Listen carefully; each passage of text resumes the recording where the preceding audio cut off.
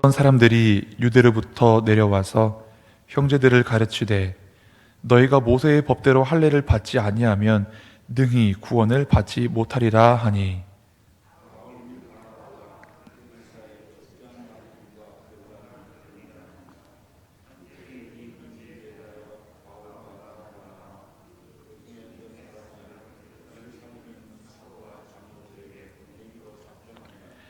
그들이 교회의 전송을 받고 베니게와 사마리아로 다니며 이방인들이 주께 돌아온 일을 말하며 형제들을 다 크게 기쁘게 하더라.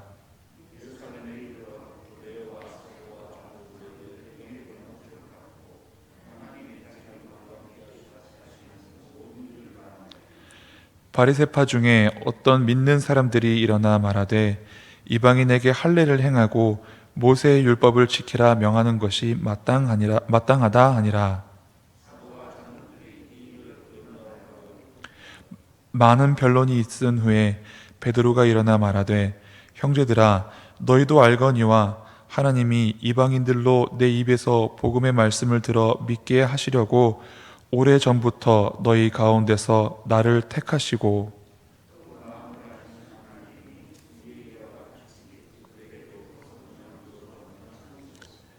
믿음으로 그들의 마음을 깨끗이 하사 그들이나 우리나 차별하지 아니하셨느니라.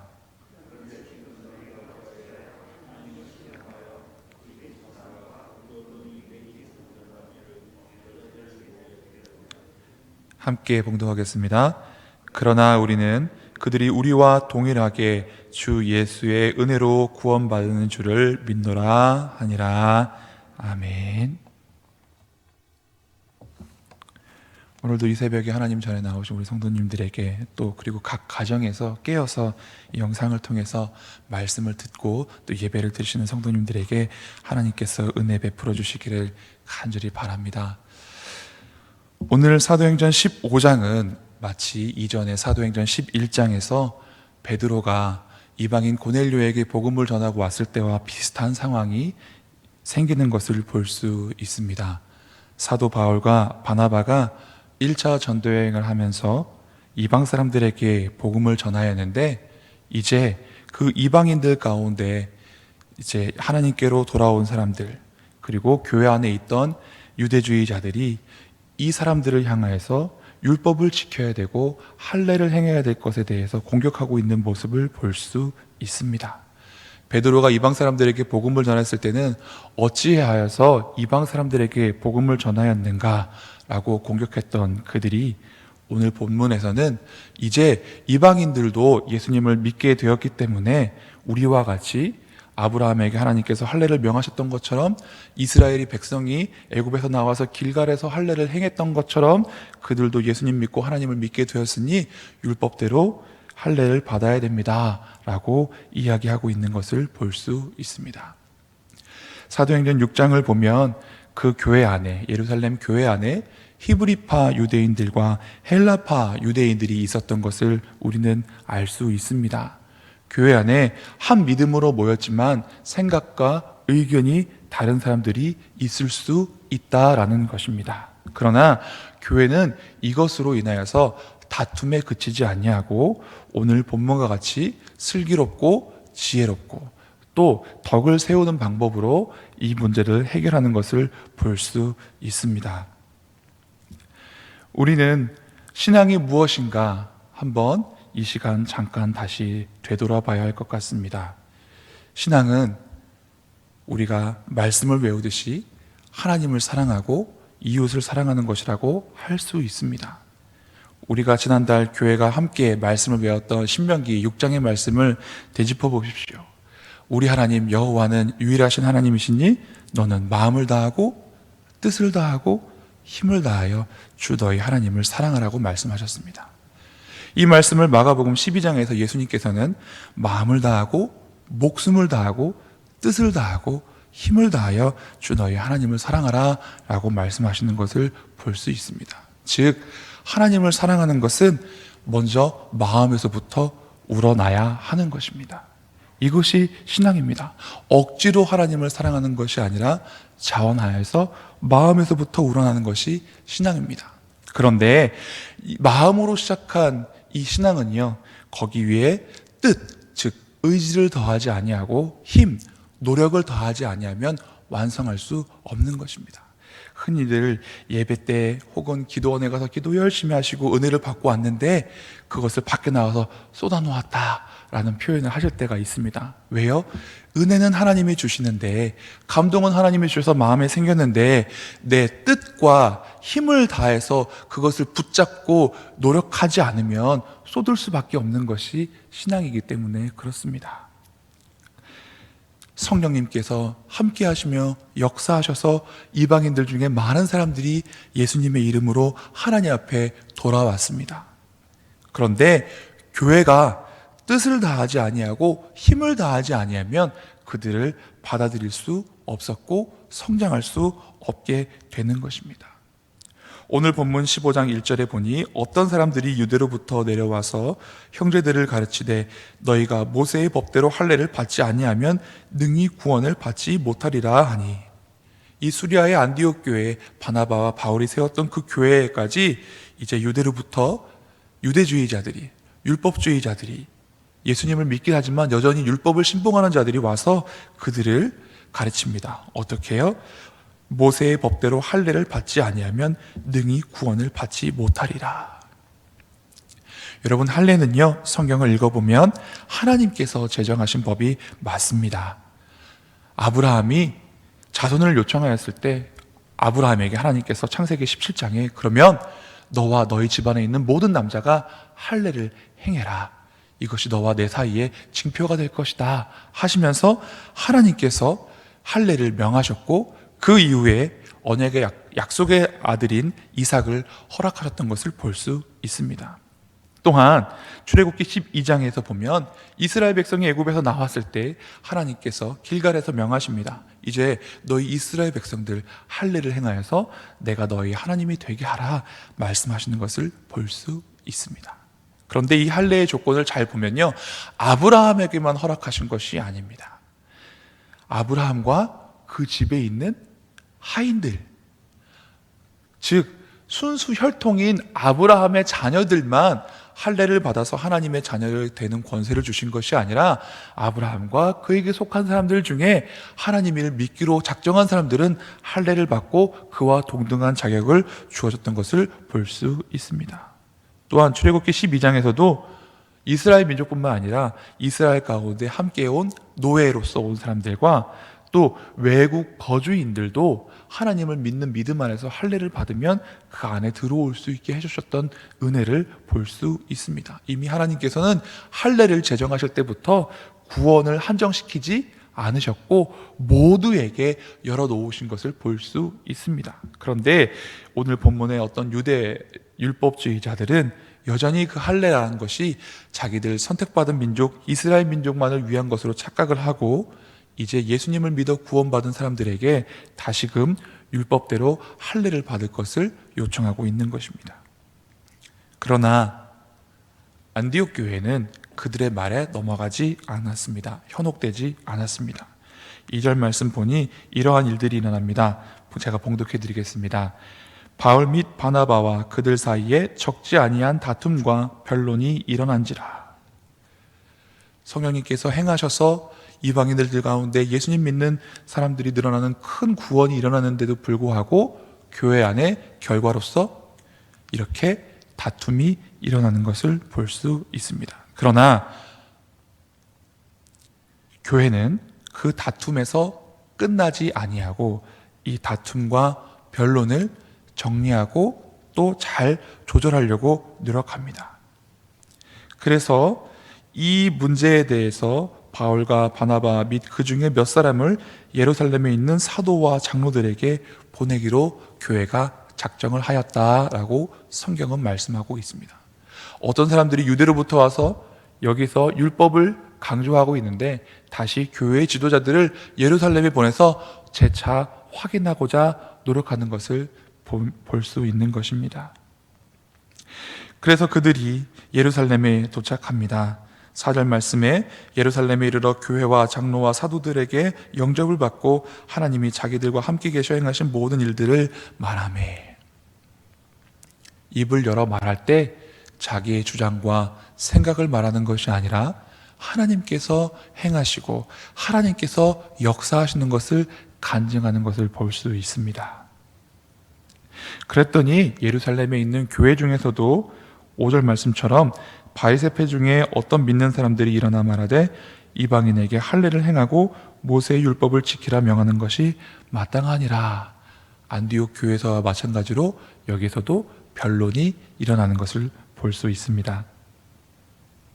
그런데 그 이후에 6절 말씀, 사도와 장로들이 이 일을 의논하러 모였다라고 성경에 말합니다. 우리 교회는 예수님을 믿는 믿음의 공동체입니다. 그러나 마음대로 결정하거나 생각하거나 판단하지 아니하고 그 믿는 사람들이 함께 모여 회의하는 것, 의견을 나누고 조절하는 것이 교회이고 이것이 교회의 아름다운 전통인 줄 저는 믿습니다.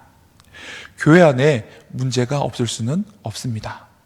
교회 안에 다툼이 없을 수는 없습니다.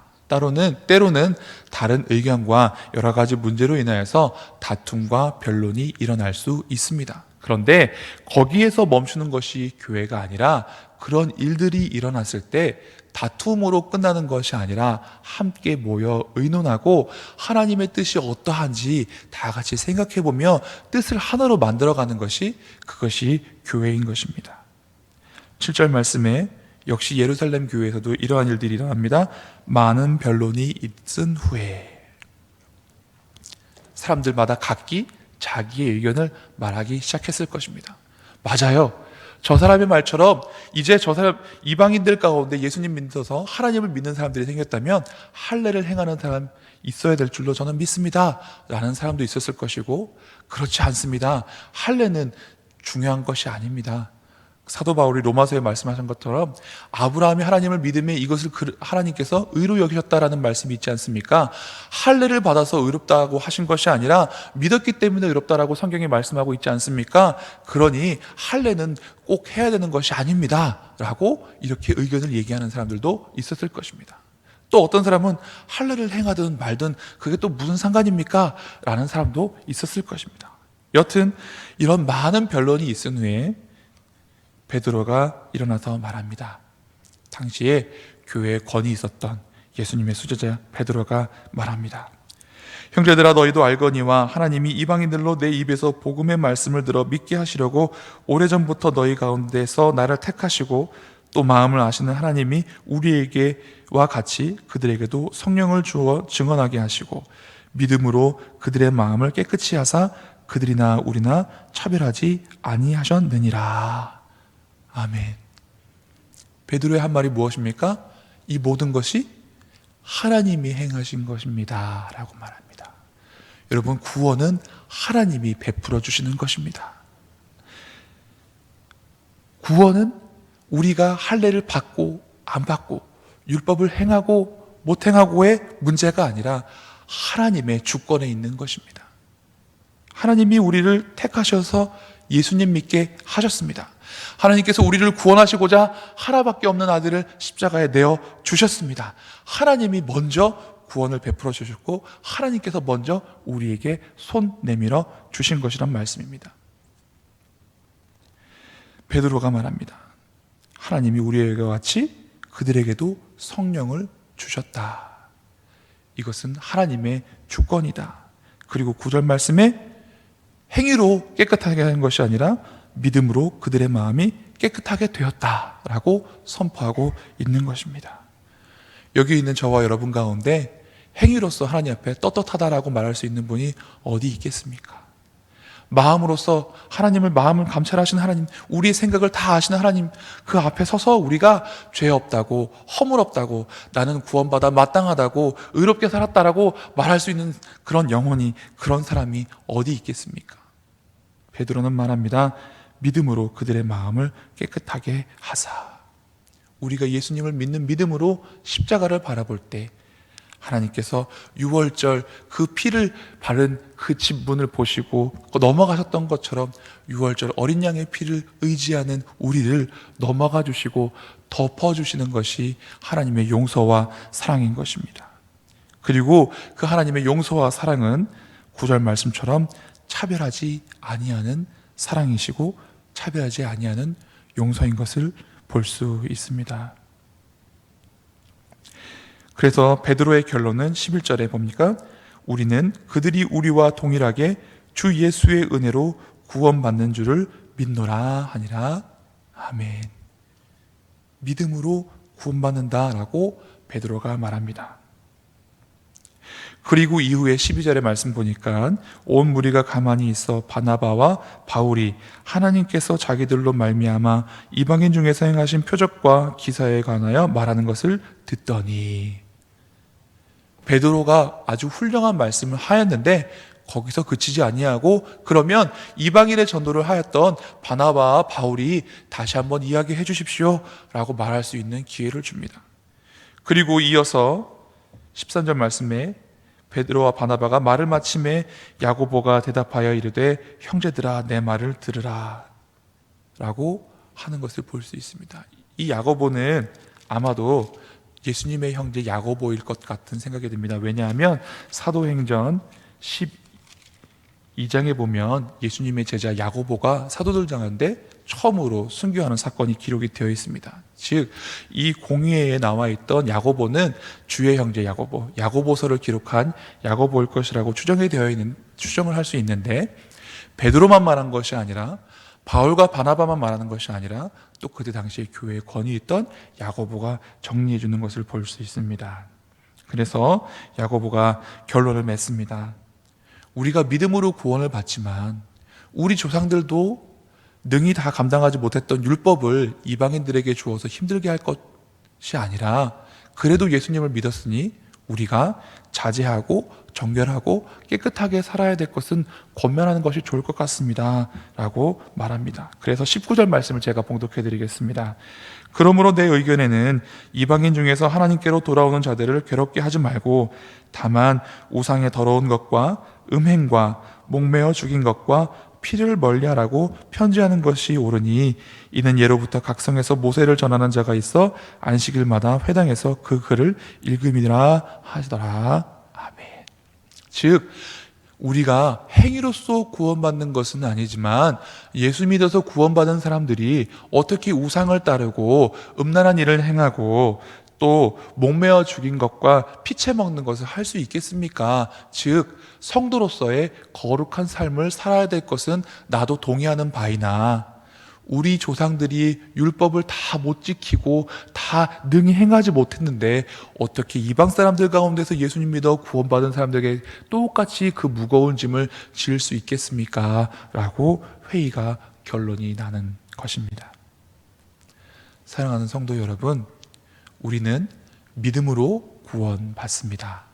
행함이 아닙니다. 그러나 믿음으로 구원받은 우리는 또한 세상과 구별되게 살아야 하는 것입니다. 그리고 마음을 다하고 뜻을 다하고 힘을 다하여, 거기에 예수님은 목숨을 다하여 추가하셨는데 우리는 마음에서부터 우러나서 하나님을 사랑하고 또 뜻을 다하여 의지를 가지고 노력을 해야 되고 힘을 다해서 삶으로 살아가야 하고 목숨을 다하여 주님 오실 그날까지, 하나님 앞에 설 그날까지 우리는 이 말씀들을 행하며 살아가고 우리의 믿음을 지켜야 하겠습니다. 기도하시겠습니다.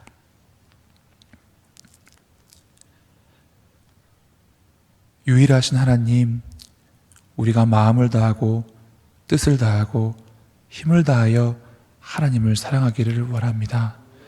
하나님, 오늘 말씀 가운데에서 초대교회에 이 신앙관에 인하여서 교회에 다툼이 일어나고 분쟁이 일어났으나 그들이 다툼으로 결론을 맺지 아니하고 하나님 앞에 모여 함께 회의할 때에 하나님께서 어떻게 역사하시고 성령님께서 어떻게 나타나셨는지에 대해서 나누고 간증하는 것을 우리가 배웠습니다. 하나님, 우리가 우리의 의견을 나타낼 때에 나의 경험과 나의 생각을 내세우는 것이 아니라 하나님께서 어떻게 행하셨고 하나님께서 어떻게 말씀하셨고 하나님께서 어떻게 우리에게 가르쳐 주셨는지 알게 하여 주옵시고 그것을 나누고 나의 생각과 의견보다 하나님의 말씀과 예수님의 가르침을 더 중요하게 여길 수 있는 교회 되게 하여 주시옵시고, 여러 가지 분쟁이 있을 때 우리가 회의하고 의견을 서로 나누고 조율하는 가운데 성령님의 함께 하심과 내주하심과 평화롭게 하심이 역사가 나타나는 교회 되게 하여 주시옵소서. 하나님, 우리가 믿음으로 구원받게 하시고 행위로 구원받지 않게 하여 주니 감사를 드립니다. 아무도 하나님 앞에 행위로서 자랑할 사람이 없사오나 하나님, 예수님을 믿는 믿음으로 우리를 구원하여 주셨사니 그 은혜 가운데 우리가 거하게 하여 주시옵시고, 초대교회 성도들이 예수님을 믿는 사람들에게 우상과 음행과 목매어 죽은 것과 피채 먹는 것을 금하여 거룩한 성도의 생활을 구별하였던 것처럼 우리도 예수님을 믿어 구원받아 싸우니 이제 성도의 거룩한 삶을 살기에 부족함이 없게 하여 주시옵소서. 감사드리며 예수님 이름으로 기도드리옵나이다. 아멘. 하늘에 계신